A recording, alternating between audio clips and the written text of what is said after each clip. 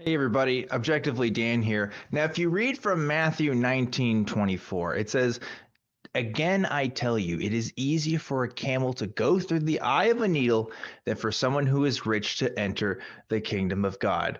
This makes me kind of wonder if Jesus wants people to be oppressed or is against people prospering. I mean, I certainly think that wealth can and often is achieved in immoral ways, but like, is just having money inherently immoral? And like, where's the boundary line here? This is probably one of the least often quoted Bible verses in church, I think. But what do you think about this passage? Well, give us a call right now because the show is starting right now.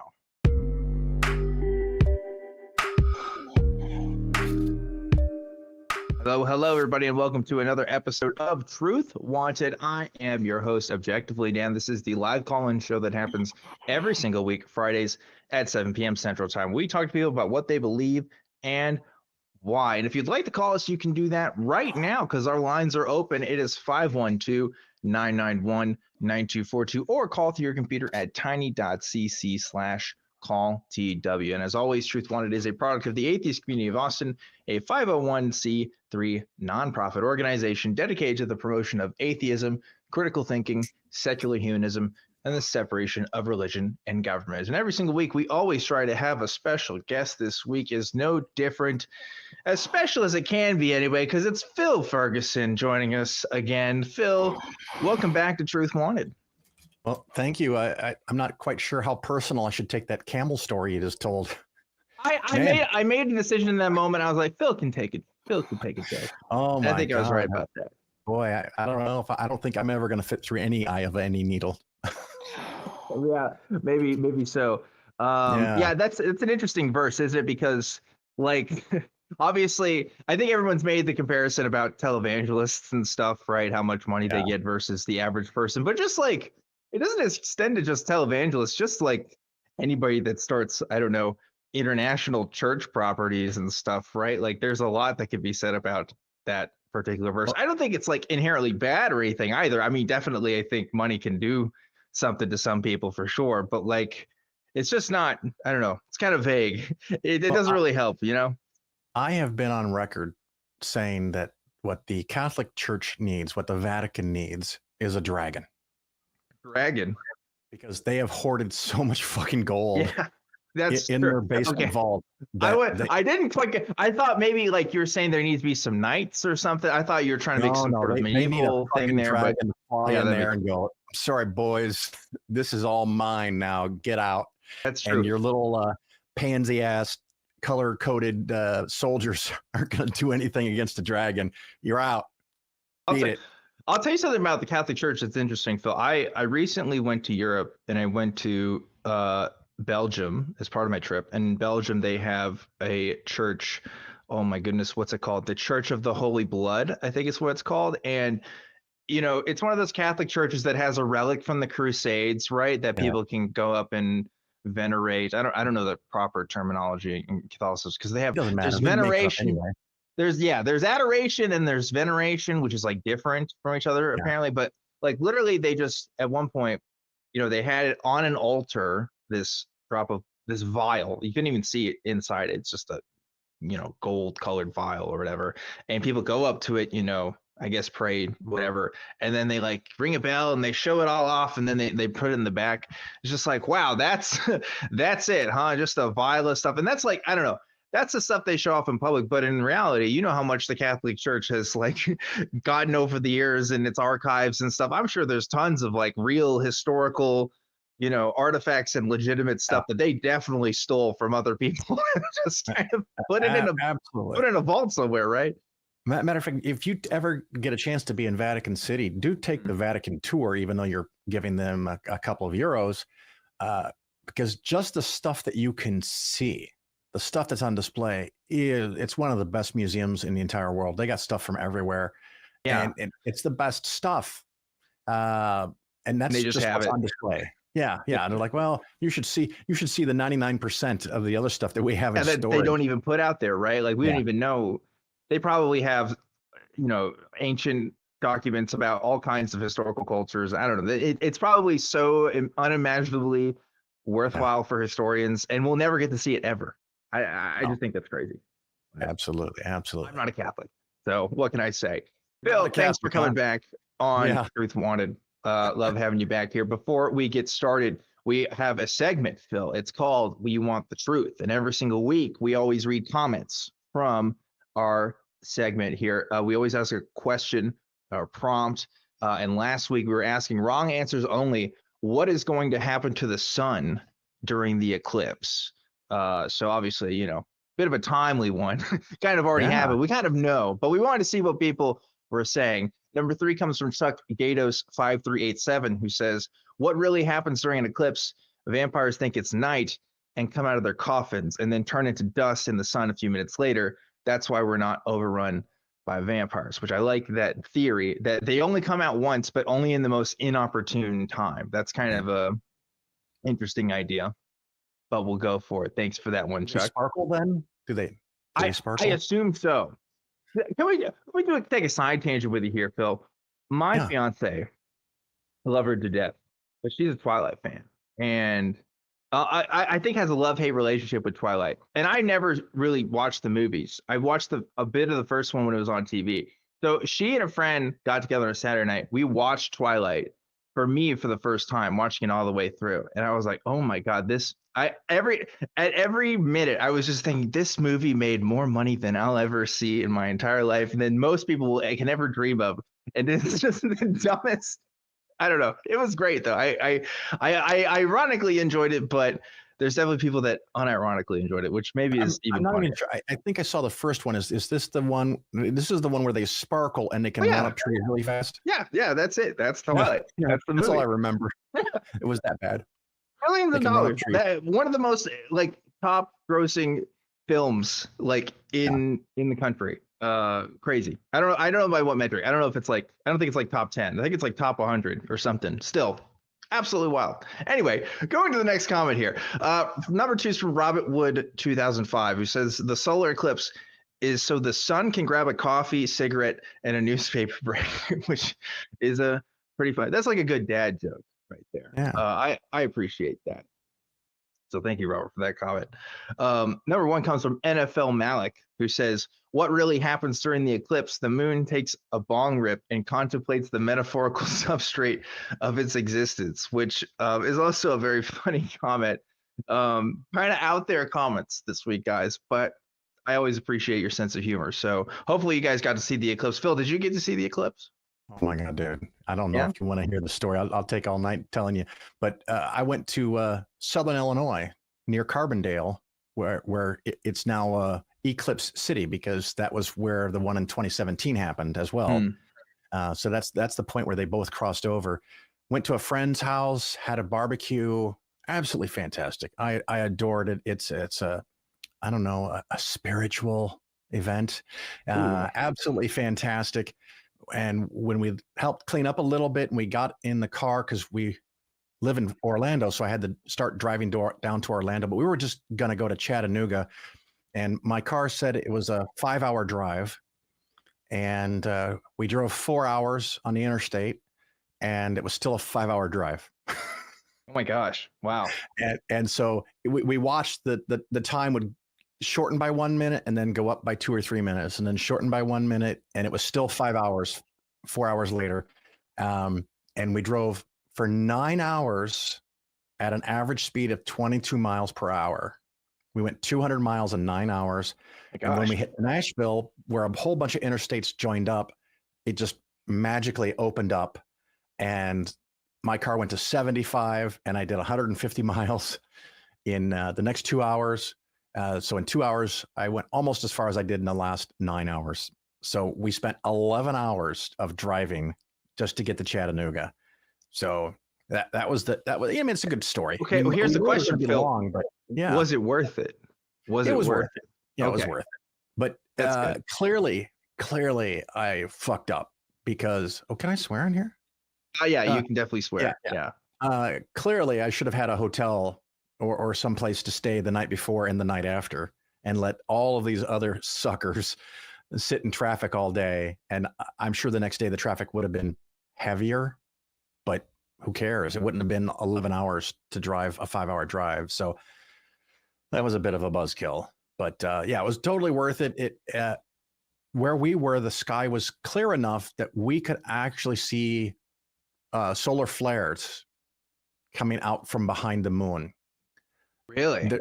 They were so large that you could see them with your naked eye. And I studied physics for a while. I was a huge, and still am a huge astronomy fan.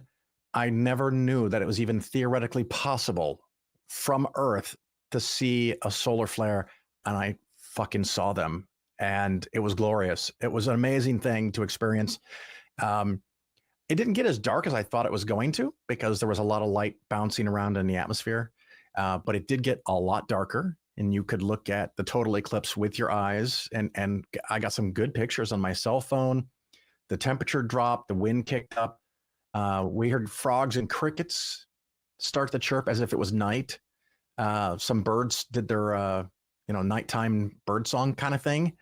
But other than that, the animals that were nearby, there's some dogs and horses. They didn't really give a shit. They just kept being dogs and horses. Didn't change anything for them. They're like, whatever, man, I'm just going to roll through it. But it was a great experience. We had great friends. We had great food. And then we had a great time driving in a 200-mile long parking lot. So it was pretty cool.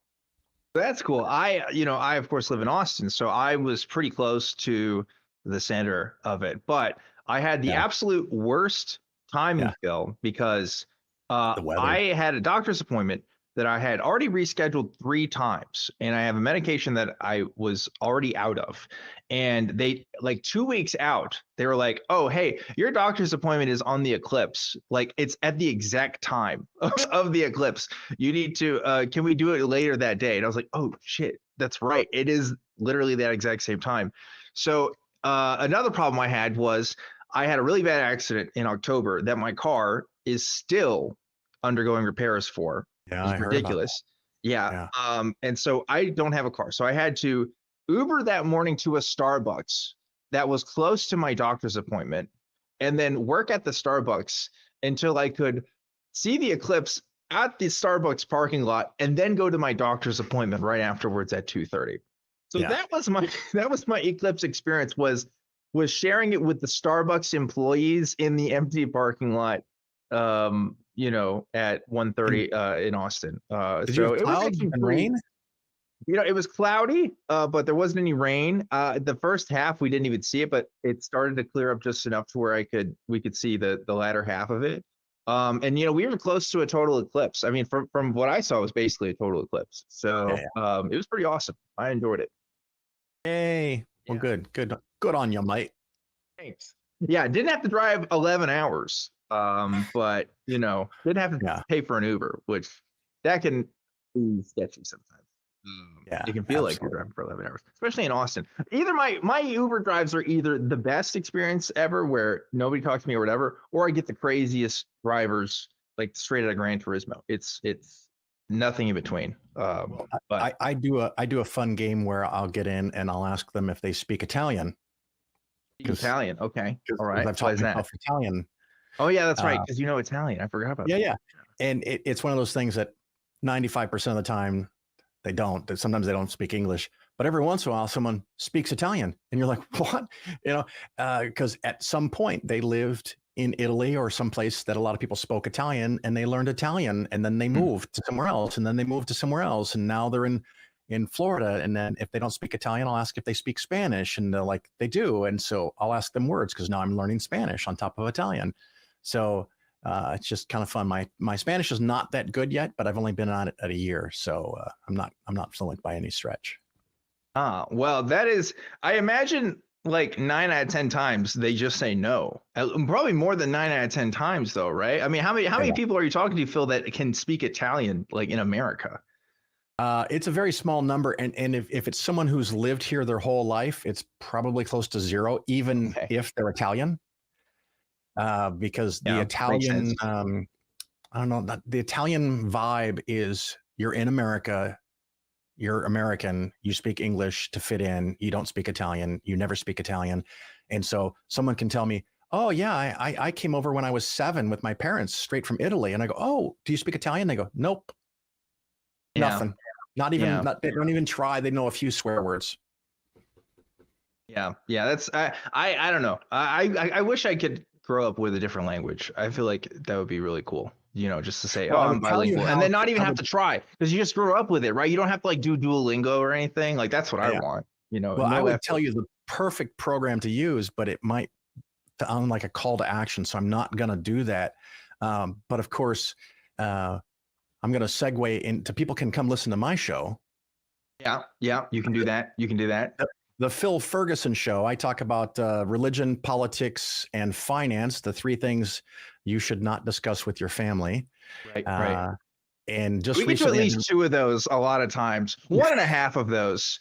Not really only finances when you're on, Phil, but that's you right. know, That's right. everything else is Just recently did one of my fun episodes on annuities and the mathematics behind them. So I had a show listener that had a friend of a friend contact them and tell them that it's the best thing in the world ever for them to put their money into this annuity. And they sent me all the propaganda. They sent me the workbook. They sent me the summary statements, all the documents they could do. And I went through those with a fine tooth comb, and I explained the sales pitch, and then I explained how the math actually works out. yeah. Because there's a lot of other people on TV and podcasts and stuff that talk about don't buy an annuity, but they never really go into why. And the reason is it's kind of boring math. But if you can handle half an hour of math, not too complicated math, by the way, but half an hour of math explaining why the fees and the costs and the tricks that they use to eat up the money, it's kind of cool. So I like that. The other thing, since I'm on a roll, I'm just going to roll right over you until you tell me to stop. Sure, go ahead. I know of a promotion at the Secular Student Alliance. Yes, by we'll the talk way, about that. I know the Truth Wanted is a friend with Secular Student Alliance. They are currently having a program where if you sign up to give $10 or more a month, or if you're already currently a monthly subscriber and you increase it by $10 or more, there is a donor that is going to give $150 to cover a student, usually college, but it can be high school student, to go to the summer leadership conference for the Secular Student Alliance Leadership Conference. And that $150 will pay their admission to the conference and their room and board. So all they've got to do is get there. And if they're anywhere in the middle of the United States, they can drive, they can carpool with a bunch of people. The limit to the match is $10,000. So $150 per student. And it can fund up to 66.666 students.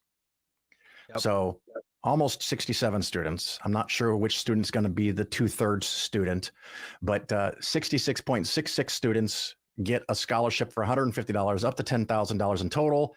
And just for informational purposes, that's at secularstudents.org/Phil. I don't know if I should say if there is or is not a connection to my name being Phil. No, let's just not go over that. Doesn't matter. Yeah, we like Secular Student Alliance. I was a member of Secular Student Alliance when I was in college, a part of an unofficial chapter. Long story about that. And we've raised money for them in the past. So yeah, if you want to help out a Secular Student Alliance student, it's a good thing to do, in my opinion. So yeah, definitely check that out. And like I said, my favorite part, 66.666 students. It's a great number. They've really upped their game in terms of scholarships and funding for these students. Because you are helping like minority students, basically students who oftentimes were like myself, don't have a home life where they can talk openly about their political or religious beliefs, right? And even sometimes react in hostility. So Secular Student Alliance, to me, was a really cool place to be with like-minded people that were also, peers of mine, in a place that I really felt the most safe in when I was in college. So if you want to provide a space for that for a student, you should definitely consider doing that. But real quickly, I almost forgot, Phil, because I didn't give this week's prompt for the question this week. So for the We Want the Truth segment, I got to give this week's prompt, which is, what's the worst advice you've ever been given? which is an awesome question. So leave your comments below on what is the worst advice you've ever been given, and I'll be excited to see your responses next week on that. Phil, what's the worst advice you've ever been given? Oh, I don't know if it was the worst, but the story pops into my head because it's a fun story. I was at a secular or an atheist, free thinker, skeptic conference of some kind many years ago, and after the speakers for the day, there were a bunch of us in a bar, a hotel lobby bar, and I was talking to someone about investments, and someone came over to me and they said, "Hey, Phil, you know, you should never give free advice." And I said, "Like you just did?" Would they do that knowingly? Like that? I don't know. Was that just they just stood there with a blank stare because they didn't think about it, but they just did what they told me not to do. And I get where they were trying to come from, I guess. But one of the things that has been such a long-term success for me is that my primary goal as a financial advisor, financial planner, whatever word you want to use, I see myself as a consumer advocate. And so on the podcast, I talk about all this stuff, how you can get ripped off, and I can talk about all the ways that you can invest. And the show has no ads. There's no sponsorships. I even turned off my Patreon, so I don't even collect money from that. So give it to Truth Wanted, Thanks, Phil. Or Secular Student Alliance. I don't need your $10. These other organizations sure as fuck do. So, do that. But what then tended to happen was a very small percentage of the people that listen to the show would call me and say, "Hey, I want you to help me with my money." And I'll say, "But I just explained everything that I do in my podcast. You can do it. It's all free. I just give it away." And they say, yeah, I like what you're talking about, but Phil, I hate that shit. I'm not going to fucking do it. It's just like me working on my car. Never going to happen. Not going to happen. Just not interested in it. Makes sense. Everybody's different. So that was the free advice that I got. That was probably one of the worst advices I ever got, but it was funny. Yeah, that's interesting. I maybe you could speak to this too, because you do a podcast, right? I enjoy, first of all, I enjoy volunteering with Atheist Community of Austin to be able to do shows like this and stuff. But like all of our shows can be free because of models like Patreon and stuff. Like when Patreon first came out, like a lot of people were skeptical about it, right? I mean, like a lot of people, because I think people saw it as kind of like a GoFundMe kind of thing, where it's like, oh, you're investing in something that could never happen. But it's like, no, you can give if you want, and people are still going to put content out there anyway. Like that's just to help make content even better. So I like that people can make media content such as, I mean, obviously you have your own services that you provide and stuff, right? But just in general, I'm talking about in the space where people can have models where Patreon works for people. And then of course, YouTube ad revenues and other sources kind of help. But like, Patreon's been a real game changer for pretty much all of my friends that, do YouTube and stuff full time. Right. Yeah. Cause I did a blog for years and I don't know, maybe 5 or 6 years I had a blog, and I was putting in 2 or 3 things a day, working really hard at it. And I rose to the level of insignificance, and I signed up for blogosphere. Wow. Now I signed up for Google Ads, and that worked for about 2 weeks, and then they demonetized me. I mean, this was long ago before that was a thing, and I couldn't figure out why. There's no one to talk to. It's so big that no one knows anything about anything. I couldn't find anyone, and so I just had no ads on the blog because I was doing it for free to start with, and it was worth every penny. And so the ads were on for a couple of weeks and they got turned off. So I took all the ads off.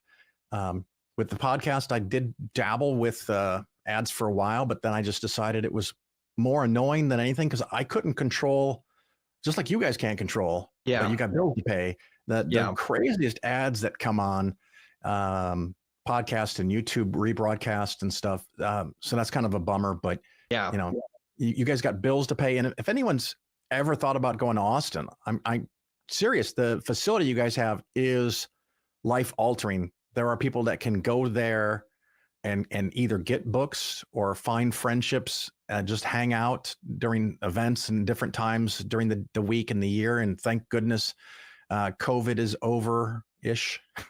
Yeah, it's true. Where people can go there. And this is a model that should be replicated throughout the entire world. And at some point out in my lifetime, I would love to see the development of a chain or a community, I guess, where, because if you're Methodist and you move to almost any city in the United States of America, you can find a Methodist congregation and just show up and go, "Hey, I'm Methodist," and Yeah. boom, you've got 20 to 100 new friends, just like that. We need the same kind of shit for atheists all around the country, where you show up and you go, "Hey, what's the local atheist chapter and where is it?" And you go show up. Maybe it's Sunday morning, whatever. Maybe you have songs, maybe you don't. But where you can meet people and say, "Hey, I just moved into this town. I don't even know where to shop. Where do I buy this? Where do I buy that?" And boom, you would have friends. And that's something that I think we'll get to, but it's going to be a while. Yeah. So like for those who don't know maybe the history of the ACA, the ACA used to be on public access television in Austin, right? And then like recordings of that basically got uploaded online. That is how the show got out there. It wasn't even broadcast to YouTube, or YouTube wasn't a thing when it first started, right? It was in the 90s when Atheist Experience first started. And then, once the public access building closed down, by the way, same place where Alex Jones did his show. It's a fun fact. The Atheist Experience show used to be in the same, I think it was the same floor as where Alex Jones was doing his broadcast. Kind of weird. I know he has a different place in Austin now, I think. But regardless, there is an episode of Atheist Experience where Alex Jones does call in, by the way, if you want to look that up. It's a very old one, but that's out there. Okay, side note. But, so the building got eventually bought. And now we don't do as many shows in the building post-COVID, right? I'm recording from my home studio now, obviously, and we do open it up a couple times a year for events and stuff. But it's like when you were there in the building every week, I'll put it this way. When you're seeing the show, a lot of times you come to expect certain callers. Sometimes people, like the Gospel Brother callers and stuff. It became more about just the people hanging out there and the community there than even the show itself. I mean, you don't get to see this if you're watching the show. You've never been to the studio. Like I really feel sorry for you, because it has been a really personally, obviously impactful thing for me. But we got people all the time from all over the world. It was not unusual to have somebody outside the country, at least a one or two people every week, right? Just to come see the show live in studio. And that was a really special thing. So, Phil, I agree with you. It doesn't have to be exactly like what the atheist community of Austin does, but really just those kinds of communities, until you've actually been there and you've been able to actually talk to people, not in a Discord chat, but in real life about your personal journey and your struggles and where you are now, it's really a great thing. So yeah, I support you in that message there, Phil. It's a wonderful thing for sure. But excellent. This is a call-in show, Phil, so I think we should get to some calls. What do you think? Let's take a few, see how it goes. Okay, cool. Before we do that, we have to thank the wonderful folks that do donate to the show on our Patreon. Thank you to everybody that donates on the Truth Wanted Patreon. You guys are all amazing for doing so. Just as a reminder, again, I am a volunteer. That money doesn't go to me. I've never made money off this show.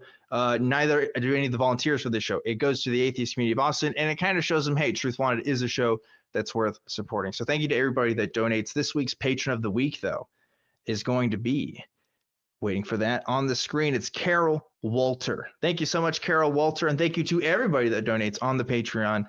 You guys are amazing. Okay, so with that done, Phil, I think we should talk to some people. Let's talk to Robert, who wants to call us from South Carolina. Robert, you are live on Truth Wanted. What's going on? Hello, Robert. You are live on Truth Wanted. Can you hear us? One more time for Robert. Bueller. Nope. Okay, Robert, if you're still there, I'm returning you to the queue to talk to our call screener. Maybe you're having some tech issues. If so, we'll let you back on in just a second. For now, we're going to switch it up, though. We're going to talk to CriticalCorrie calling in from the UK. CriticalCorrie, you are live on Truth Wanted. What's going on? Hello, sausages. How are you? Sausages, huh? That's a new one. I guess I'm doing okay. Isn't it kind of late, or should I say early in the UK? Yeah. Yeah, it's 1:30 in the morning, but it's Friday, well, I guess Saturday now, so I'm staying up. We appreciate it. Appreciate it. Love my folks calling in from the UK for this show. You guys are amazing and crazy for watching it at the hour you do, but amazing all the same. CriticalCorrie, how can we help you?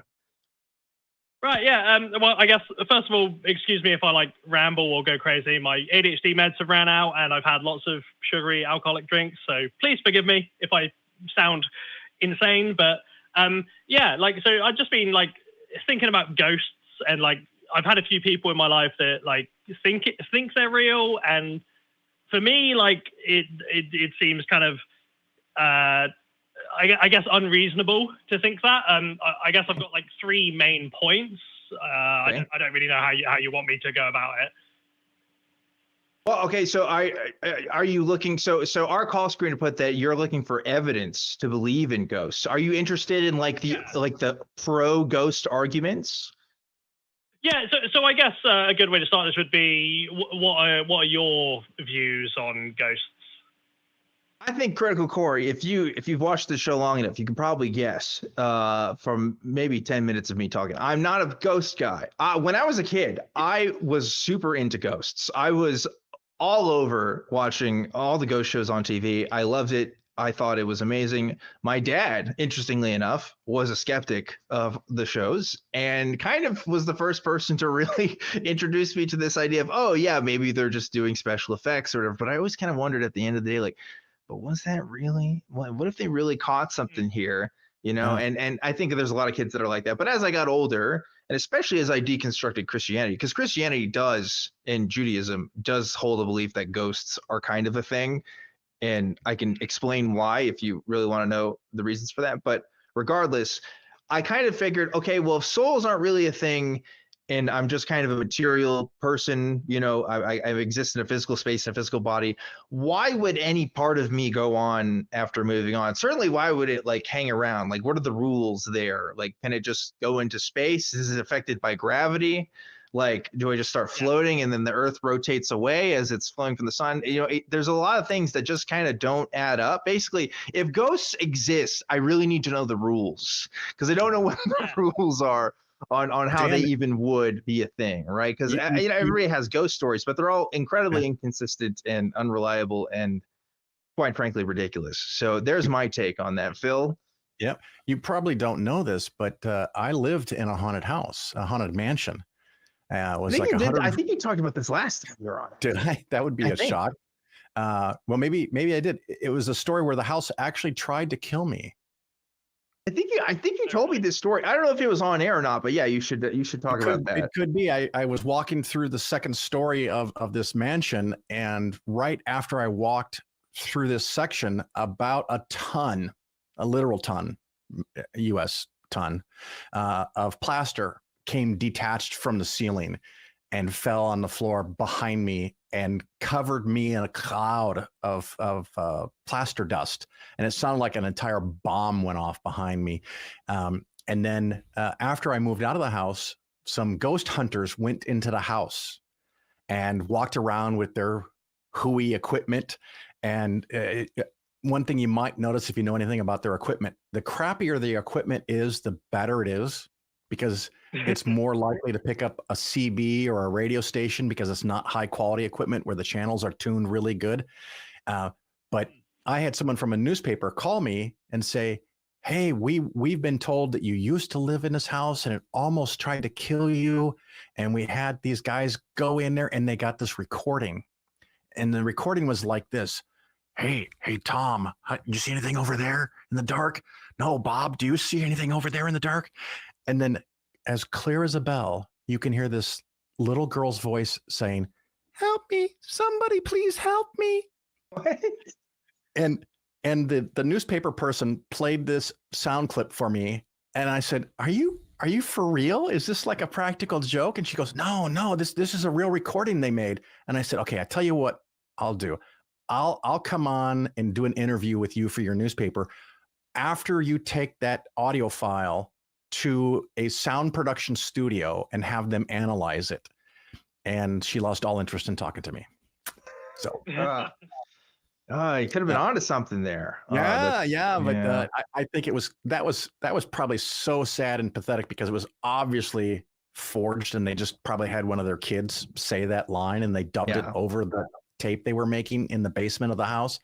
But I'm gonna CriticalCorrie. I'm gonna go with I don't see any credible evidence. I'm open to the idea that something happens, but I'm pretty darn sure, as you said, us sausages, when we stop to breathing and the blood stops going to the brain a couple minutes after those things stop, it's over and done. Yeah. And that's basically my view, is like, I don't see how we would persist after we're dead. And I'll go for my second point first, is like, usually people that believe in ghosts tend to just think they're human, right? There's never really, or I guess sometimes there probably are, but it's mainly human ghosts, right? And my question is, okay, well, how does that work then? You know, because obviously we evolved into Homo sapiens. So my thing is like, okay, so at what point did we gain the ability to become ghosts, right? It's true. Do amoebas have ghosts? Like, how far down the evolutionary chain does it go, right? Like are there whale ghosts? That would be cool. Dude, whale ghosts? I'm into that idea. Now, can they go on land? I mean, I never understood this even as a kid. Ghosts can walk through a wall, but doesn't fall through the floor. Yeah, that's another. See, that's what I'm saying. Gravity. What's gravity's deal? Is it involved in the process? But they don't. Well, sometimes they float. You know, like in Ghostbusters or something. Right. You know, they can slime you. But even if they float, they stay above in one place, and the Earth is moving. Is what I'm trying to get at. So are they still affected by that whole? You know? They stay with the Earth. They don't they ignore walls and everything, but they don't end up like millions of miles away. Yeah, that bothered me. And of course, Dan, are you familiar with the Coriolis effect? Of course, yeah. But you should definitely explain it for folks at home. So basically, while the Earth spins at a constant rate, the speed that you can measure in miles per hour is like 1,000 miles per hour at the equator, and at the North Pole, you just spin 360 over 24 hours. So it creates these air patterns that you know, if you're into artillery or a bomber or something, you have to take all of this stuff into account when before you get to your target, or if you want to hit your target. So the question is, if a ghost is affected by the rotational speed of the Earth, on the equator, they have to resist 1,000 miles per hour of spinning. And if they're at one of the poles, they don't have to. So why does it not stir them up and make them curly and mess with their that's because I don't know. Phil, that's an easy one. That's because the Earth is flat. Okay. You know, that's you're gonna get callers that are oh my God. It's true. You know more about the Coriolis effect than I did. The most I know about it is that in Australia the toilet bowls like go in a different direction. I thought that was the Coriolis effect. Isn't that it, or is that a different thing? I think that's a different thing, but I may be ignorant there. I know the Coriolis effect in air, and it's that in combination with what's called the jet stream in the United States dictates which ways the predominant winds are going. So from west to east in the Midwest, but more in tropical regions, it goes from east to west. That's why the hurricanes start in the Atlantic and run up to Florida. Yay, Florida. Okay, yeah. Okay. So yeah, you're more prepared to speak to that topic than I was. So I'm glad you were there for that particular segment. But Corey, okay, so we gave an art takes. Are you like still someone thinking it could be possible that ghosts are a thing? Are you more just like annoyed by your family members? Like what's the sitch? No, yeah. So I absolutely don't think they're real at all. Like, you know, the second point, obviously, with like, well, it was my first point in the call, but you know, the whole, you know, Homo sapiens and when do we become ghosts kind of thing doesn't make any sense to me. And my first point was going to be like, if ghosts were real and have existed for X amount of time, or you know, as long as humans have been around, that's you know. At the very least, hundreds of thousands of years.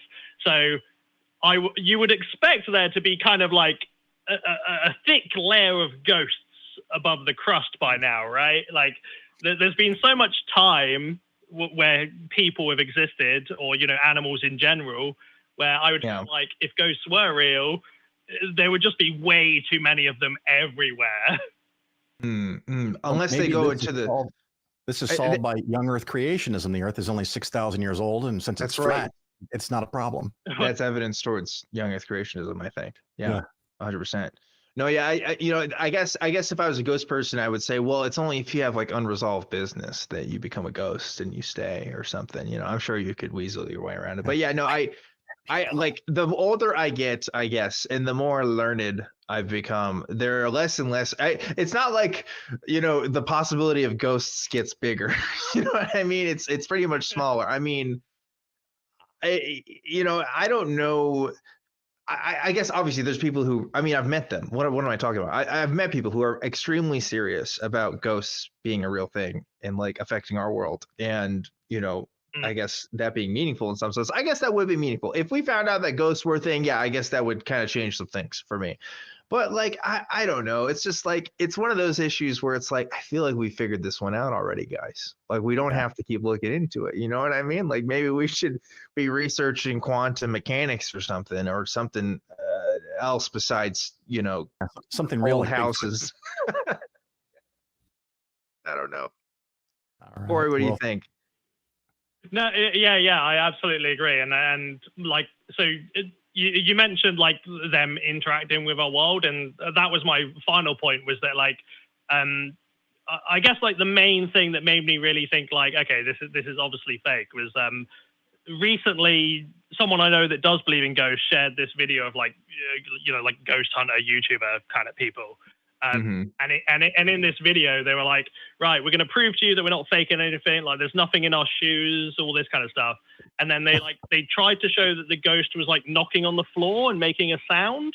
And they were trying to like prove that it's not them making the sound. It's obviously a ghost.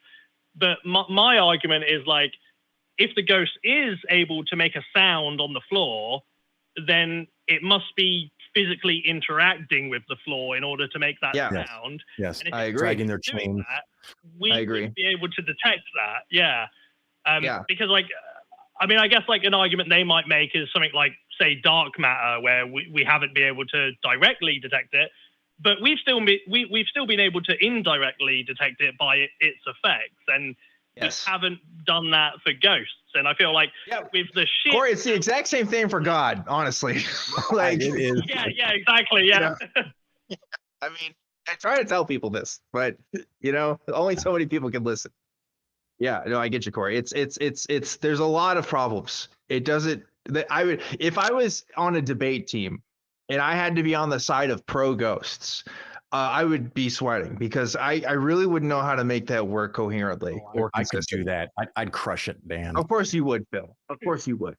Yeah. You'd be going on and on about the whale ghosts stuff. I see you doing. I did look it up, by the way. I have to make a correction. The Earth's equator doesn't move at 1,000 miles an hour. It's 1,037. Oh, okay. Wow. That's good that you corrected that. That was pretty close. I guarantee you a commenter would have pointed that out if you hadn't. So it's good that you did that. Anyway, Corey, was there anything else we could help you with here? Because I think you got to figure it out. I think we're on the same page. Like, you and I are probably of like mind here, I should say. Yeah. No, that was basically it. Yeah, I just thought it was interesting to talk about, and I was curious what your views are. And yeah, you've done a great job at explaining it. Thank you. Corey, yeah, Thank you. Have a Guinness for me. Yeah. Yeah, really appreciate it, CriticalCorrie. Thanks so much for calling in, and go get some sleep, please. Yeah. Give yourself a rest. Oh gosh, those stuff. So a few years ago, Phil, we did a show at the Driscoll Hotel. By the way, we did it in the haunted room. We did a live show in the haunted room, and it was one of my favorite Truth Wanted shows we ever did. But I don't know if I ever told the story on air. That day we were setting up in the room, and we had the door open. So our setup was this, and you can see this in the video. We had the room itself, which I actually stayed in the room that night, by the way. That was a fun experience. But we had the room set up with the show, and then in the next door hotel room we had the crew with the AV equipment and stuff, right? So we had to keep the doors open to the hallway. Okay, so people were walking by and they're kind of seeing, oh, what's going on, there's cameras and stuff going on. We tell people, oh yeah, we're filming a show, blah blah blah. And there was this one lady that came by, Phil, and she was like, oh, is this the room that's supposed to be haunted in this hotel? We're like, oh yeah, we're doing a thing about this for our YouTube show. And they're like, oh, do you mind if I come in here? I'm a psychic. And I was like, yeah, yeah, come on. sure. She comes in, so she puts her hands up at the walls, and she's doing this whole motion here, and she's like walking around the room. She's like, oh yeah, I can feel the energy in this room. It was. And I was just like, man, I really wish you watched the show tonight and see what we're talking about. Because God. If she would have called in or I don't know, done something, that would have been the funniest thing ever. But yeah, complete total believer. Just walking by was just like completely. We're just like on the complete opposite end of the belief spectrum of this woman. I don't know. It was very funny. But I don't know if I ever told you, but I used to do cold readings. Have you ever done that? I've never done that, but I probably could, I imagine. The problem I had is there's a whole bunch of tricks for cold reading. I'm not even going into warm or hot reading, but cold reading, there's several tricks that you could do.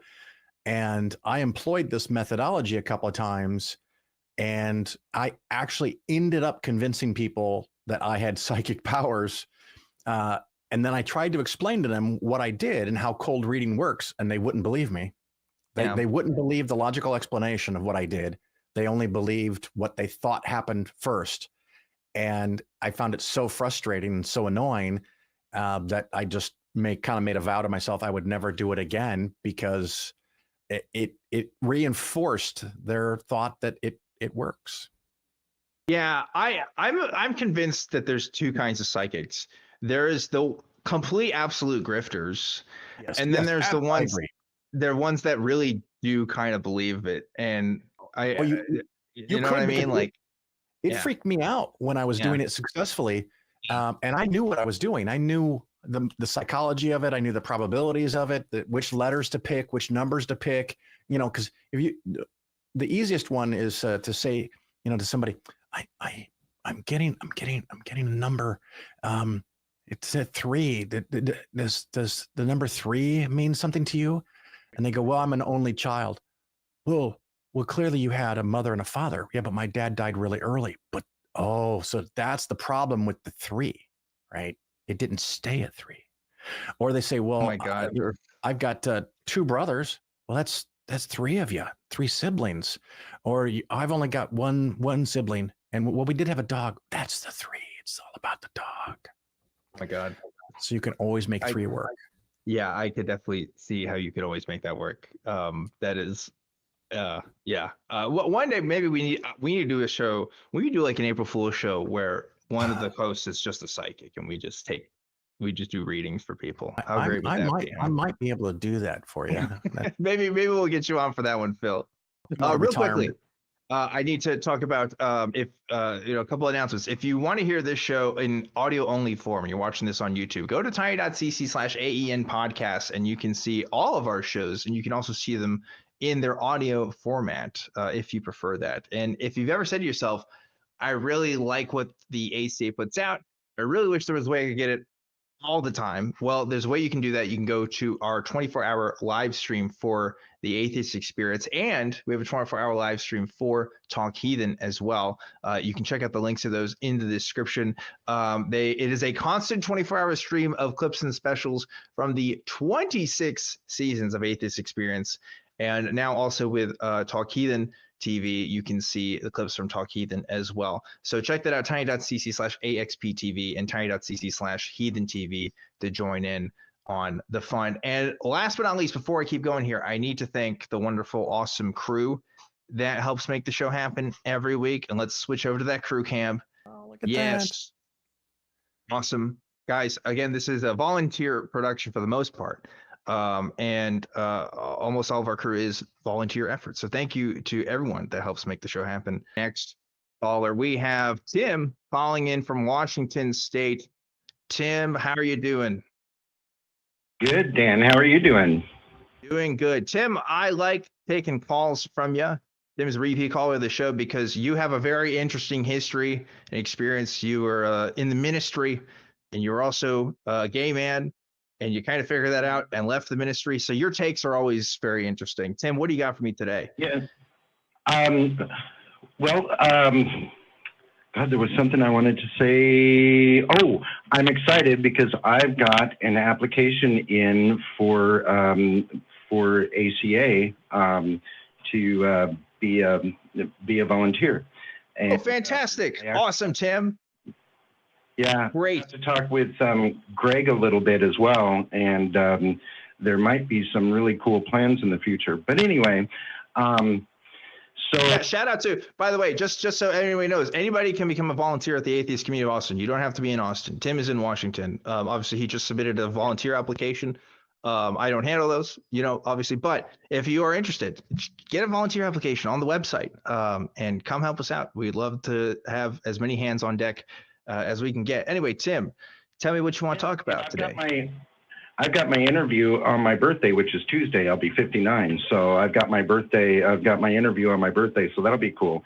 So what I want to talk about is I love reading any books on Jesus Mythicism. David Fitzgerald is probably he's kind of the candy bar level of the study because he puts it down at the level that I can understand. But I also like Richard Carrier. And what I've discovered is it seems that based on their research and their studies and everything, that Paul was a Gnostic, or the writer of Paul's epistles was a Gnostic who wrote the epistles. Mark got a hold of it, or the writer of the Mark's gospel, and he created the story of Jesus based on the writings of Paul, or the writings attributed to Paul anyway. And that, how in the realm of Jesus mythicism or Jesus studies, there's always the mention of Q.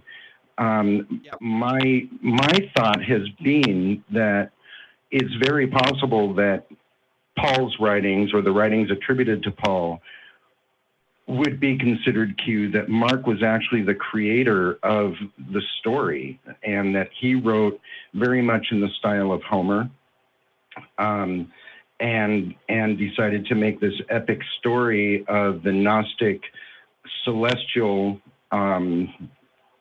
belief of Jesus, or teaching of Jesus, or whatever. And so that was basically my point, and just thinking, I wonder what Dan and Phil think about that. Yeah. Okay. I'll try to keep my thoughts as brief as I can, because this is actually a really big subject. So I've gotten to talk to personally. I've had personal email correspondence with David Fitzgerald, and I've actually met Richard Carrier in real life. We got lunch, and I've gotten to talk to him, and I've read both of their books. Obviously, Richard Carrier's got like 1 million books, but I've read some of his books, and I've read some of David Fitzgerald's books. He also writes about Mormonism and stuff. David Fitzgerald is not a scholar. He is an author, but his points are very interesting. Richard Carrier is an academic scholar, I believe, in religious studies. So, he has some background there. Don't quote me on that, but he has more academic background. So when it comes to Jesus mythicism, okay, so it's very contentious in the community, because obviously atheists are going to be more inclined to say that Jesus doesn't exist, right? So what's the actual evidence of that? What's the work out there? Well, if you ask the majority of people who study in this area, they're going to tell you that Jesus did exist. So what's the problems with that? Well, the one big issue is, of course, a lot of the people that study this are like people who are in Christian universities and Christian schools, right? So there's, obviously an institutional bias that's happening there. But the other part of it is there's just a lot that we don't know, that we have to piece together about the history of, Jesus and his life, right, and if he existed, right? And so the arguments against Jesus' existence, I find to be extremely fascinating, particularly Carrier's work on the subject. And he is the first to tell you about some of the problems with mythicist theory, like references to Jesus' family members and stuff like that did in fact exist. People saying Jesus' brother, right? But his argument would be saying, oh, well, it wasn't talking about a blood brother, he was talking about like a spiritual brother, right? So there's these quibbles back and forth.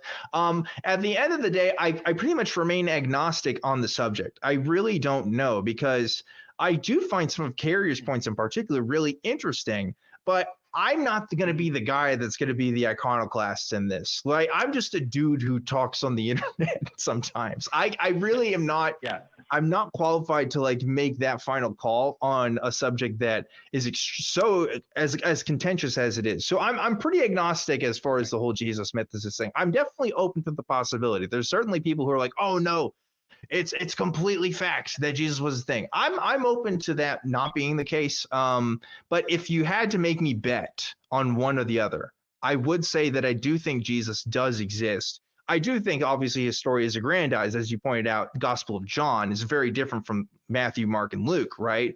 A lot more sort of Gnostic themes, as you pointed out. A lot more of the whole Son of God coming out rather than servant of God. So, there's, again, arguments to both sides, but at the end of the day, I'm more in the camp of Jesus existing, I suppose, but I do remain open to it. Phil, do you have a take on this?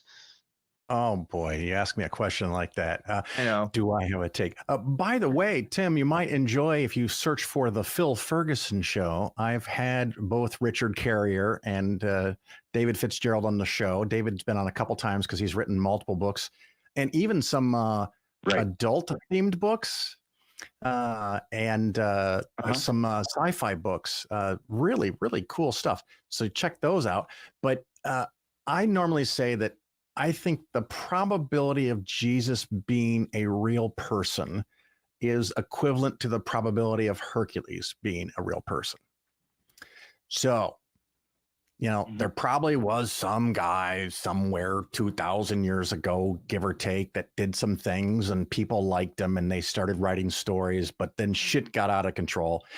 It's just like how Marvel accidentally let Sony make a Spider-Man movie.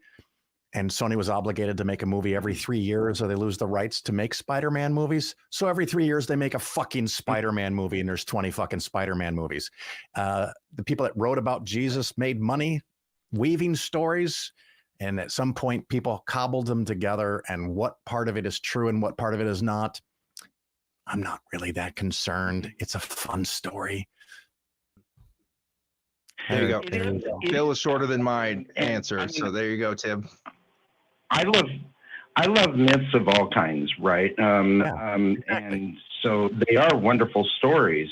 And the story of Jesus, if you don't look at it's kind of like there are a lot of loopholes in a lot of movies that we look at. There are a lot of story blips in a lot of movies that we look at, or a lot of books that we read, but we love them anyway, right? And so, when you look at the character of Jesus in that way, and Dan, I really want to say that I do agree with you as being agnostic.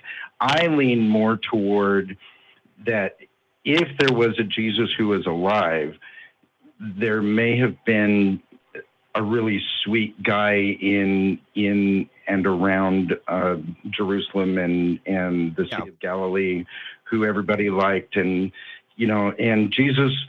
Well, actually, it would be Joshua or Yehoshua. Was a very popular name in ancient Judaism. So anybody could have been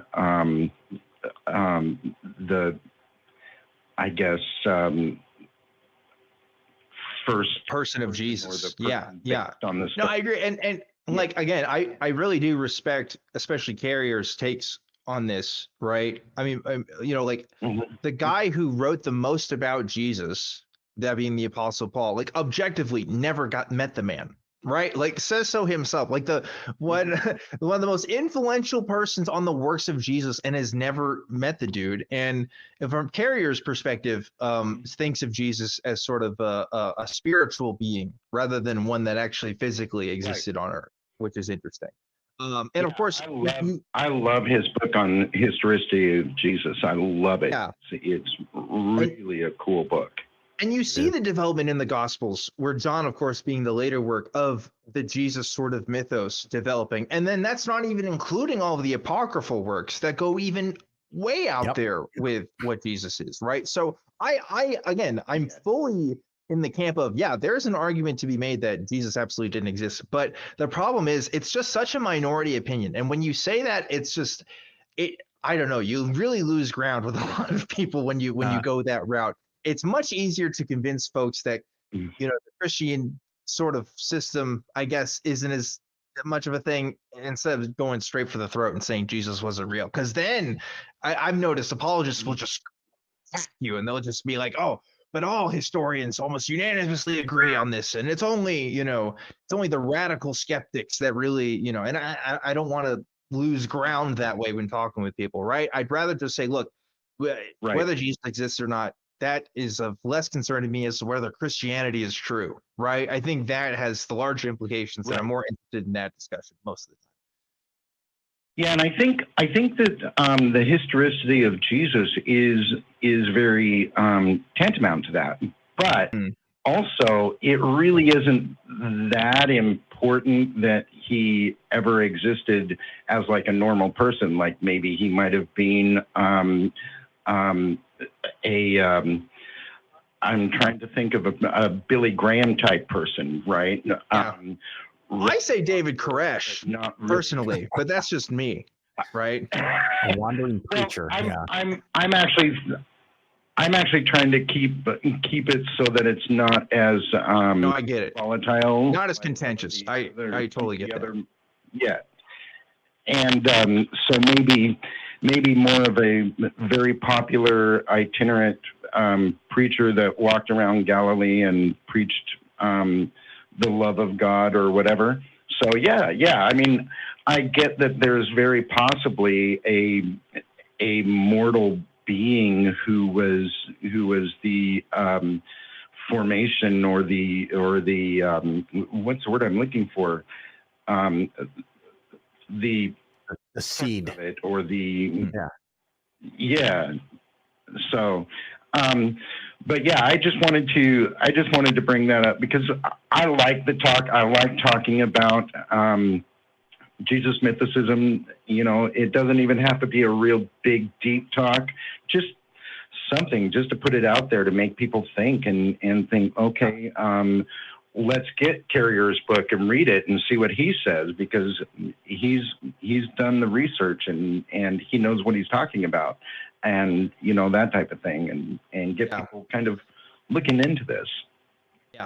Yeah. I agree. It's interesting, but I get to a point where it's like whenever we have this conversation, we're always talking about David Fitzgerald's work and Richard Carrier's work. It's like when we talk about Bible scholarship, we're always talking about Bart Ehrman. It's like, it does make me wonder about our community sometimes. It's like, why do we always go to the same people for some of this? I really wish we could go to some other folks, but that's no fault on them, of course. They're doing what they're interested in, and they got popular for what it's worth. But I do wish we had some more people contributing that I could cite offhand. But those are the two names that come up every single time this conversation comes up. I'm sure it's the same for you too, Phil. I think it's because they are the most popular, but also Timothy Freak and Peter Gandy wrote the book Jesus Mysteries. Was the original Jesus a pagan god? It's a great book. It talks about the mystery religions, the ancient mystery religions, and how the myth of Jesus kind of fits in, or the story of Jesus kind of fits in with some of these others. Goes into really deep stuff. It's sort of like Zeitgeist, but better. It's not quite as I guess pablum. It's not. It's they look into deeper deeper points. And they are also two people that talk about the pagan god of Jesus, or the possibility that Jesus was a pagan god. And it's really nice. So Timothy Freak and Peter Gandy. Find that, because that's good too. I've got it as well. So. All right, Tim. Well, thanks for that info. For those who want to look more into it, maybe there are some other authors that have talked about. Although I guess they're arguing kind of something different, which is, just as well. Yeah, Tim. I will go ahead and let you go now because we do have some other callers. But thanks as always for calling in, and happy upcoming birthday to you, Tim. Hopefully it's a great one. Phil, any thoughts from that conversation? No, it's a fun and fascinating conversation. It kind of goes in line with, over the years, I've talked to Christians that, like, for example, I've talked to Christians that believe in reincarnation. Yeah. And I was like, I don't know how that fits in with standard Christianity. I've talked to Christians that would say, I don't think Jesus did any miracles or he's a god. Okay. And then I've even met Christians that said Jesus doesn't exist or didn't exist or didn't live, but I'm still a Christian. Mm-hmm. And one of the problems we have fighting religion in our country is that, 75% of the population, probably give or take, claims that they're Christian. But if you break it down, they all believe in different shit. I mean, there's some common themes, but, is salvation through baptism, or is it through the blood of Jesus Christ? Or are you predestined to go to heaven or hell at birth, like Calvinists say? There's more evidence for Joseph Smith existing than Jesus, and we all know that's bullshit. I mean, that's just comically, stupidly, blatantly, obviously wrong. How anyone can today live in a modern world and have access to the internet and stay a Mormon is beyond my comprehension. But there they are. Are you making a joke there about Joseph Smith existing? Is that okay? Well, I think we can document that he existed. I mean, he was in jail, right? So there's records. Yeah, where he tricked people and conned people. That was his profession, and he finally hit pay dirt like L. Ron Hubbard by creating his own fucking religion. Yeah. And the average human being is a sapient moron and just took it and said, "Oh well, this guy solved all the problems for me. This too shall pass." And I'm going to follow him out to Nauvoo, Illinois, and then to Salt Lake City, Utah. Salt Lake City, as they say in the Book of Mormon. Yeah, like I've heard this from Christians where they kind of think, well, Christianity has become one of the most popular religions ever, right? Yeah. How can something that's fake be as popular as it is? How can it spread so much? And it's just like, I don't know, ask the Muslims that, like ask everybody else, right? It's like, it just happens, I guess. Taoism. I mean, there's a lot of popular religions, and if you've never gotten the chance, Dan, have you seen Space Jesus? I haven't actually. No, I haven't. I've heard about it though. Yeah, in Salt Lake City, I actually got the guided tour from two devotees that took us around, and we go up like in the sphere at Epcot, the planet Earth sphere at Epcot. You go in this building, you go around and around up this ramp, and you finally come up to this top floor. And the part of the wall is all black with galaxies and stars and everything. And then on a giant pedestal is like this 25-foot tall Jesus. And that's Space Jesus. And it's the most fascinating thing that you're like, someone thought this was a good idea. They spent money making this thing. It is hysterical. It's been a while since to me. Yeah, I was saying it's been a while since we had some ex-Mormons on this show. Shout out in the comments section if you guys know some ex-Mormons that you think would be good for the show. Let me know, because I've always been fascinated by Mormonism in particular. I don't know what it is. Maybe it's just because in Temple Square, and I was in a building that had the store in the basement. I didn't know it at the time, where you can buy the magic underwear, the magic garments, and I really wanted to get magic underwear for a Halloween costume. Halloween costume? Wait, what costume would this be, Phil? What are you talking about? The magic underwear. What, are you going to walk out in just your underwear on Halloween? What's the costume? What? Do you not know about this underwear? No, I know about the Mormon magic underwear. I'm asking you, what is the Halloween costume that you're wearing with this? It would be, the costume is the magic underwear. Oh, just the whole thing? Like you're just out there wearing wearing the pajamas, basically. Temple garments, yeah, because they go down past your knee. And what's the costume? Are you just a Mormon person? Like, what's the thing here? I would just be a Mormon, right? Go have fun. They had an information booth at Temple Square in Salt Lake City, and I went up to them. And I don't know if you've ever been there. They have this like 20-foot high wall that's like 8 feet thick.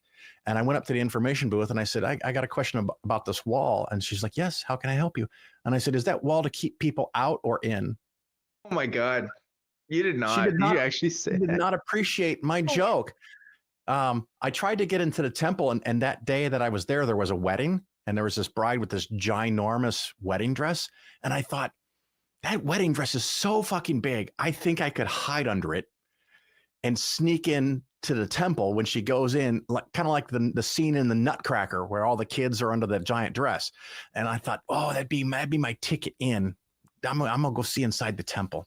But do you know they have this giant cereal bowl made of gold on the back of like 6 oxen, and that's how they baptize people? Oh no, I don't think I knew about that. Yeah. That's a new one. They baptize the dead. Did you know that? Yeah, I do know about that. Yeah. And there's a limit.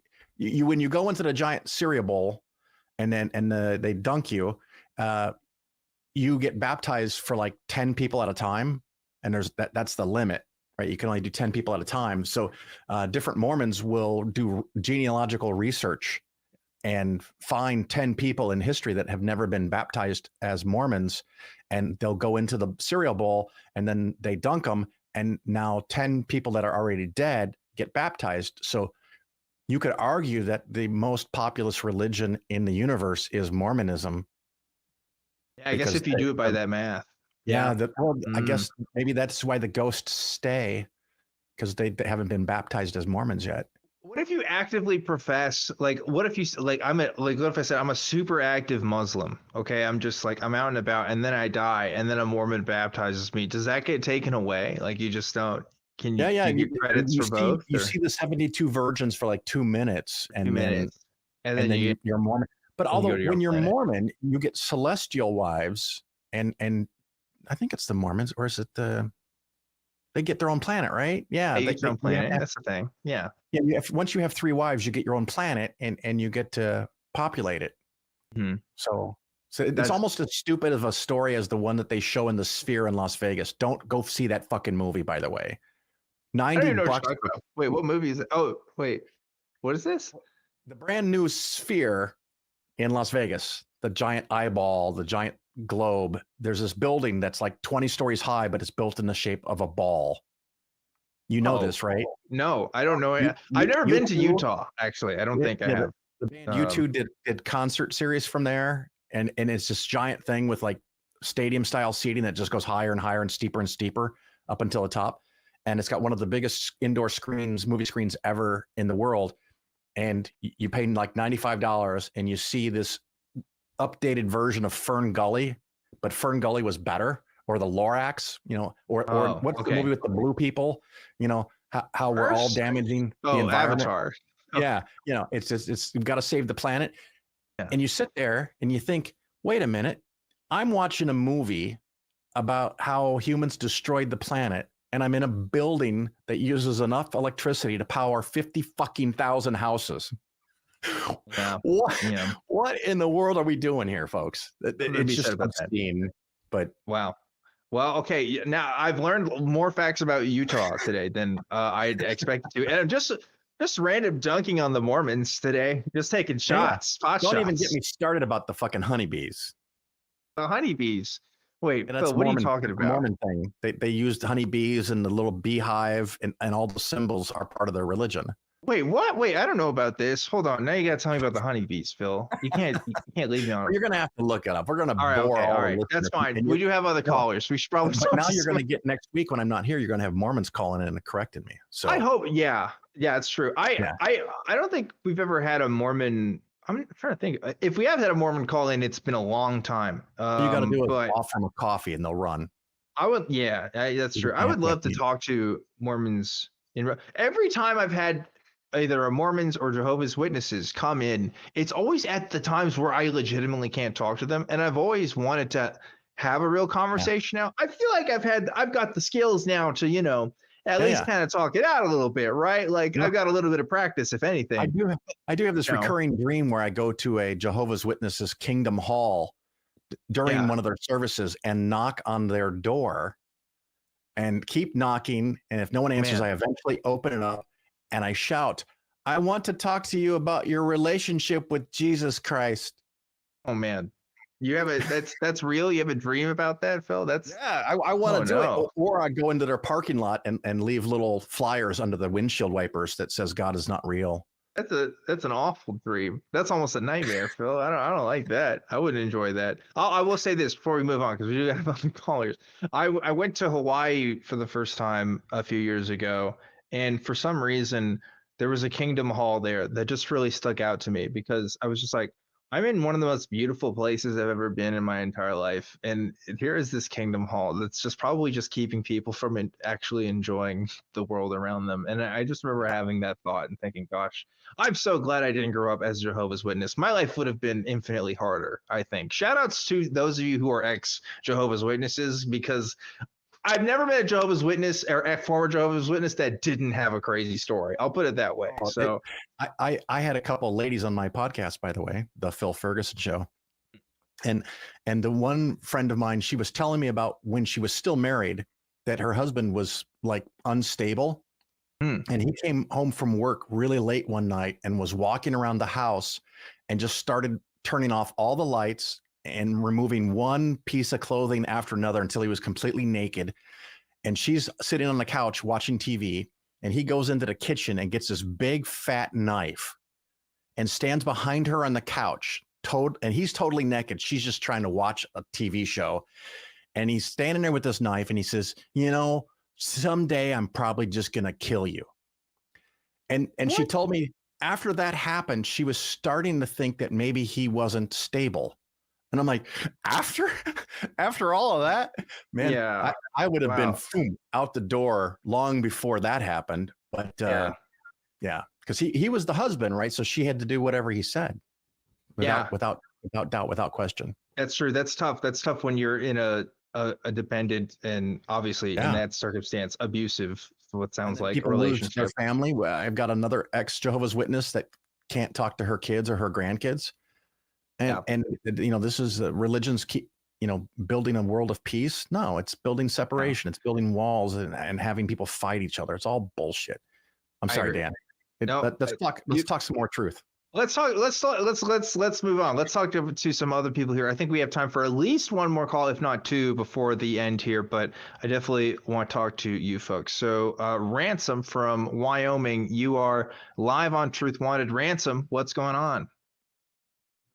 Not a whole lot, Dan. Been too damn long. And Phil, I don't think I talked to you for like 5 years. Well, I'm glad you're here. And of course, you know, Wyoming is really close to Utah. There you go. We get some of the Mormon. I actually live in Cheyenne now, so like I am close to the border.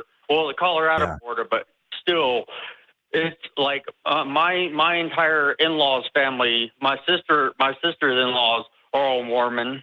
And I was raised by a Jehovah's Witness. I never fell into the cult, but you know, they tried to get me. So you never signed up then, so they can still talk to you? Oh yeah, can they still talk to you? I don't talk to my family. Oh man. Okay, but they could, right? They could talk to you. I'm the oldest living member of my family, so I don't talk to the rest of the family that's still alive. Unless they're ghosts. Yeah, just full circle in this show, man. Really bringing it back. You're tying all the pieces together, Phil. I appreciate that. Doing the work for me. Talk to us. What's going on in your world? Well, I was watching Legend. It was either this morning or yesterday, and I was thinking to myself, God damn, these guys pulled a lot from Legend of Zelda. So I started looking at release dates, and the movie and the video game were released half a world apart, 3 months apart. And it's almost like Ridley Scott and Shigeru Miyamoto were thinking the same thing at the same time without ever talking to each other. And that got me on one of those Carl Jung Wu tangents. Okay, like the connectivity of all of existence. You think there was some like synchronicity happening there? Is that what you're saying? Yeah, well, I don't think I kind of think so, but I'm more saying that's what it looked like. Yeah, I feel it's in the zeitgeist. There's these themes that become popular globally, and someone makes video games about it, and someone else makes some movies about it, and that kind of goes full circle back to books of the Bible, where there were common themes and stories that were told in that part of the world that were very popular, and people would read them, and maybe you could write stories and make money as an author, and so people write what people want to see. That's why we had so many sparkly vampire movies. That's why we had so many Superman movies. We talked or not. Go ahead. So you're saying that there would have been a catalyst before Legend or Legend of Zelda that Shigeru Miyamoto and Ridley Scott both saw the catalyst and independently had the idea to make the exact same damn thing. Yeah, I think it's market demand. I think it's right. Like, remember like 10 years ago when every other movie was a vampire movie? That wasn't an accident. That's because of Twilight, right? Yeah. Like, I think there's always been an interest for science fiction, right? And obviously, there's a large well to draw from, but also small enough to where some commonalities are eventually going to be there, right? And in the United States, we had in the 60s, how many cowboy movies did we have? They still make them today, Cowboys and Aliens even. But cowboy movies were the rage. And then, you had series of sci-fi movies that were the rage because someone makes big money off one movie and everybody else goes, hey, how can we make money, make something similar to that? Just like there's so many shows that you can watch on all these different streaming networks online that have shows about witches and or wizards that are just like fucking Harry Potter. And of course, one could argue that Harry Potter is like Lord of the Rings, and one could argue that Lord of the Rings is like Star Wars, and Star Wars is like Christianity. So yeah, we borrow humans. We borrow and manipulate and massage. You're talking about a cause and events thing. Yeah. About one thing led to another. I'm talking about two things that happened at the same time that they couldn't have bounced off of each other due to the release. Oh, yeah. But if that was the only piece of information that I had, I wouldn't have bothered you with that. But do you guys remember the alien purse?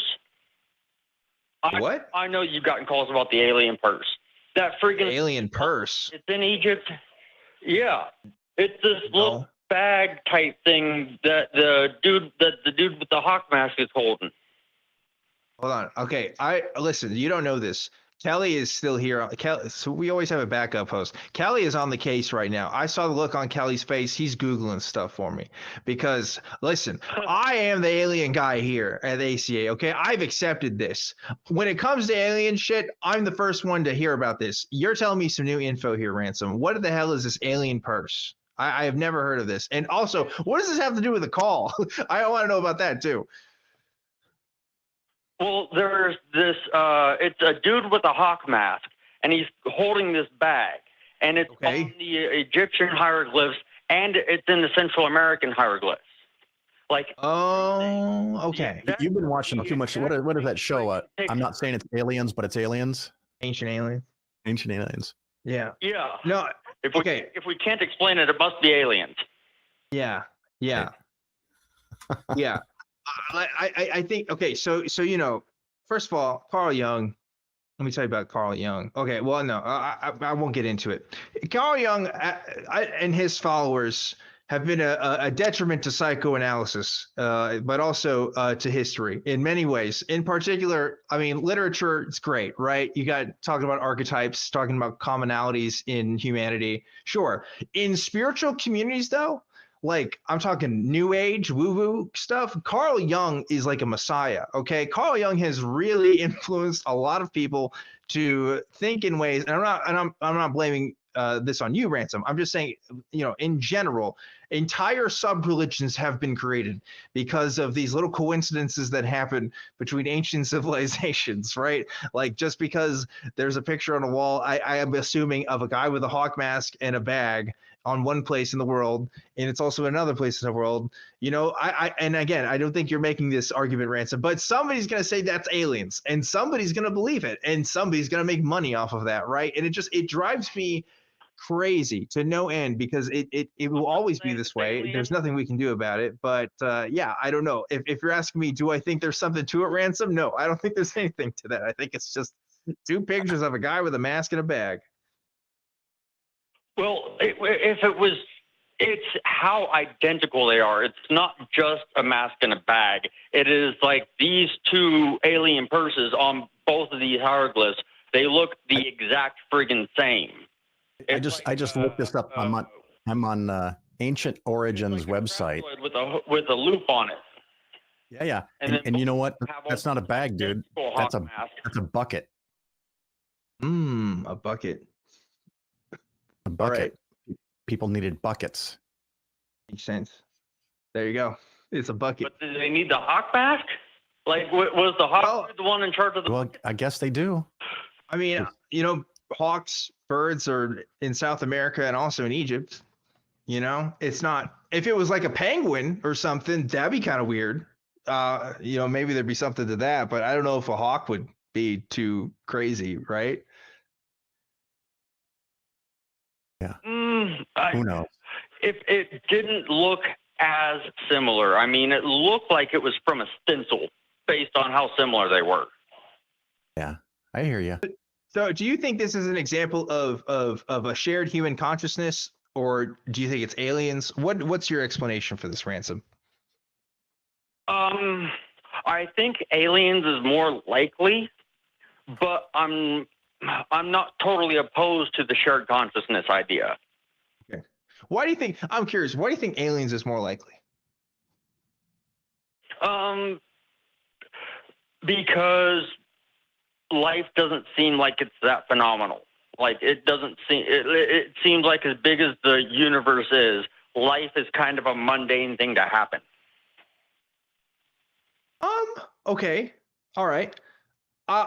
So in an existential way, I could see your point, right? Like life, if life truly is the result of natural processes, right? Then it wouldn't be.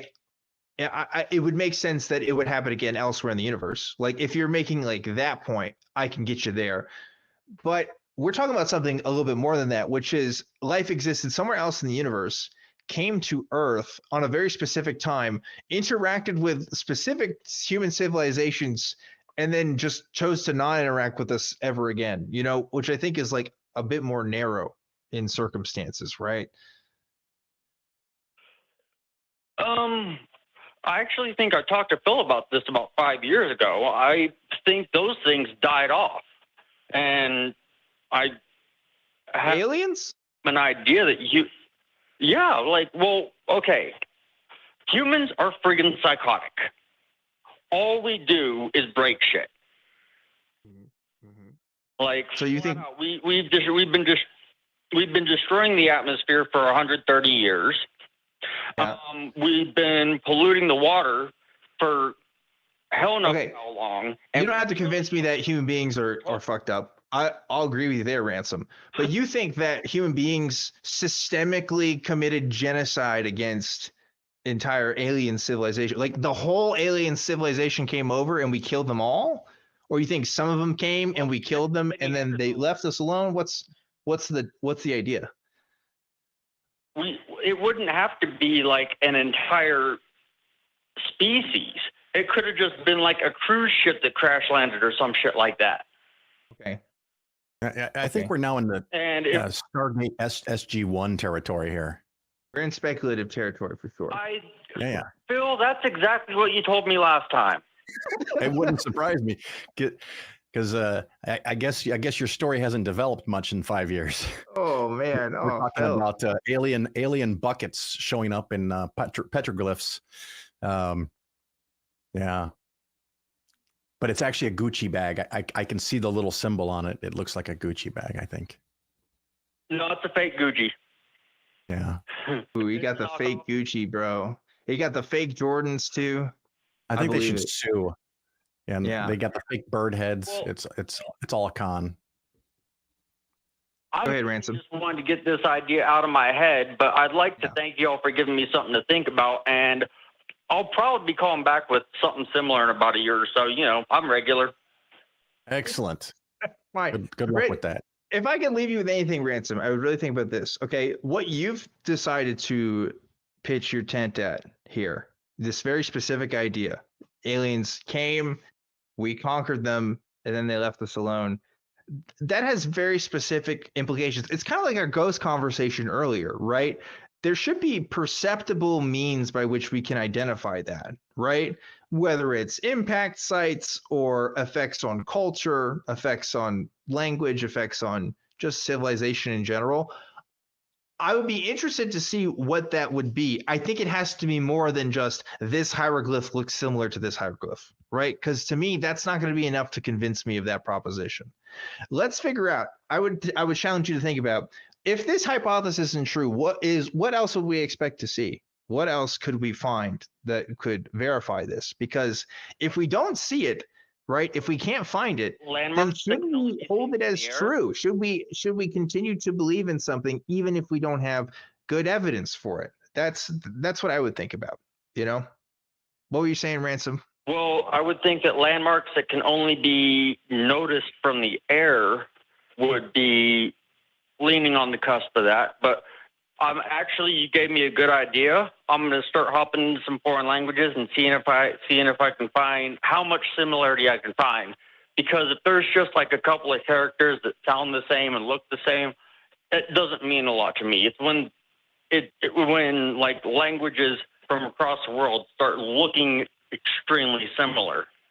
But okay, before you go on that tangent though, also understand too that in the history of languages, cultures intermingle with each other in some ways, right? And so some languages change. Now I know there's weird arguments, right? There's weird exceptions to this rule where you'll find languages in one sort of isolated community and languages in another isolated community having very similar words. And I understand that, you know, people who study this stuff and are smarter than me don't always have great explanations as to why, you know, words are the way that they are. But I think that there has to be a little bit more than just, oh, two words are the same in people's languages, therefore aliens, right? Like we really got to start getting all of our ducks in a row here before we can just find the first thing that maybe confirms our point of view and just running with that, right? I think we have to be a little bit more exhaustive in our understanding. And try to disprove yourself. Right. Yeah, that's one way to do it, I would say, yeah. But anyway, I've been talking for a while here, Ransom. Yeah, this is known as data mining. So if you look through enough artworks, you can find things that look similar. Oh, it looks like these people are all holding rakes. Yeah, maybe people all around the world invented rakes because they were freaking useful. Looking at those pictures that I found, they sure look like buckets. But you know what? Someone could have had something with a string and a bag to carry stuff, because that seems like a pretty freaking handy way to carry things around, is to have a bag. Now, if the bag had Walmart on it, I'd be impressed. But if it just looks like a bag, good point. Whatever. Yeah, I'm not gonna do it. But thank you, Ransom, for calling, and maybe in 5 years we can talk again. Yeah. All right. I like that idea. All right, thank you, Ransom. Right. Really do appreciate your call. You know, I enjoy anybody who's honest with their takes on this, right? I will, you know, I like it when people take me on a journey, you know, take me into the mind of somebody else. I appreciate, you know, Ransom being open and honest about his take. And Phil, you were also brutally honest, I would say, with yours. So great dynamic happening there. Really, yeah, maybe really that's why I'm not on here all the time. No. Well, listen, you know, you can always get me on the Phil Ferguson show, and we could see what that dynamic is like too. Because you know, have we not done that? No, because last time we talked, and you said, I should be on the show, and then you said, like, oh, message me, and then I did, and then you didn't get back to me. So, oh, dude, well, fuck me, man. You know what you should do as soon as we're done with this? Message me. We'll get you. All right, yeah. Let's see. We'll go through this cycle again. We'll see. We can talk about crypto on my show. All right, everybody, hold Phil accountable, please.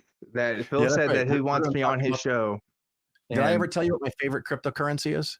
What's your favorite cryptocurrency? The Grimace coin. Grimace? Wait, is that real? Are you making that up? Is that real? No, I didn't. Someone else made it up. There was a famous thing where apparently back when we had this thing called Twitter, where Elon sent a message to McDonald's asking them when they were going to start accepting cryptocurrency.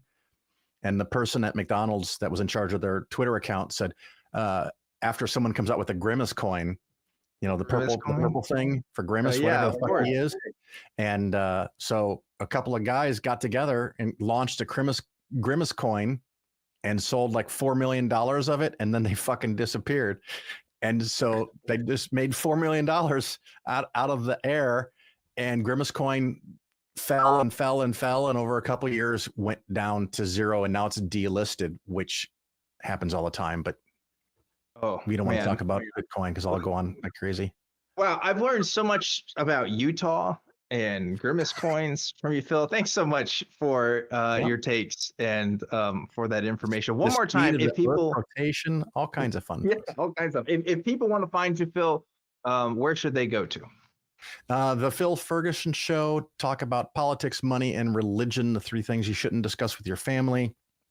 You can learn many, many good ways to invest. And I will break down the products that salespeople try to sell to you to separate you from your money. And by just avoiding some really stupid shit, you can have a much bigger portfolio in the long run. So be careful out there. Everything's a fucking game. Everything's a con. I give really boring including you, advice. Phil? Is that you too? Me. Okay. Well, you should doubt me. Definitely doubt me. And a lot of times I'll give citations for where I'm getting my data and my resources, because people will call me and they'll say, well, Phil, you're an atheist and I'm an atheist, so I trust everything you say. Oh, don't do that. Don't do that. I mean, double check everything. You should be suspicious of everything. But when someone sits you down and says you need an annuity, or you need life insurance, or you need long-term healthcare insurance, or you need burial insurance, or you should buy this NFT of an image of a Sumerian holding a purse. Well, all of it is, people are always trying to take your money, and I get paid for what I do. So I'm also, in a very real and tangible way, trying to take some of your money, because that's what I do. So understand what you're getting into. If it doesn't make sense or it seems too easy, there's probably a problem there. So life's full of risks, and you got to take some risks to make money. But anyway, I talk about stuff like that on the show, and I have really good people. Like, I heard Dan and was volunteered to come on the show, so I have at least one good guest in the next month. There you go. So it's going to be great. There you go. All right. Well, also real quick too, we are going to be on Discord for the after show. We're going to keep it brief because we're already over time today for today's show. But we are going to be joining in the Discord in just a second. So tiny.cc/ACD Discord if you want to hang out with us. We're going to talk about what happened today on the show, and then you might hear some stuff that doesn't make it to air. So kind of fun stuff. So just to reiterate, the We Want the Truth prompt this week is: what's the worst advice you've been given?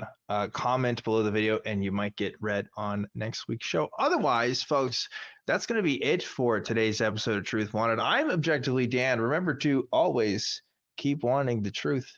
I'll see you next time. Adios.